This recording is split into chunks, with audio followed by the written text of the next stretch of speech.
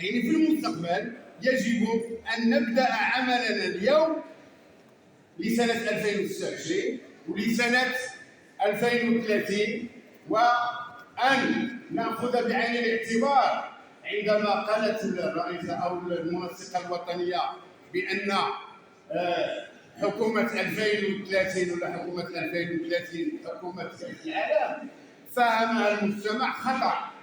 هي على أننا خصنا نبنيو مجتمع يكون في مستوى تحديات 2030 على جميع المستويات.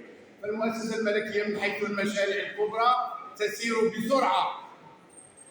من تنجو المشاريع اللي هي في يد الفاعلين السياسيين تسير ببطء. إذا هنا هذا لا توازن وهذا الاختلاف كان علينا أن نناقشه اليوم.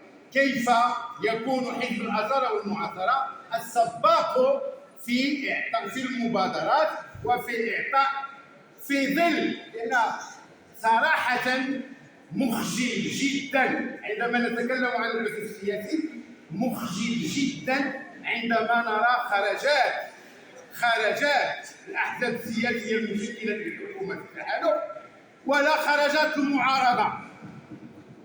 هذه راه ماشي غير تنفر المجتمع، ماشي تنفر المجتمع، هذه راه المجتمع يعطي الحزب الظهر هكذا، ملي يكون الحزب هنا بدا يعطي الظهر.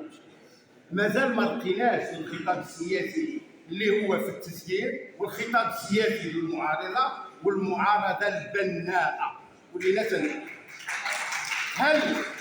هل بهذا وبهذه الخرجات سنبني الدولة الاجتماعية التي وضع سكتها صاحب الجلالة انطلاقا من 2003 سابقا في المبادرة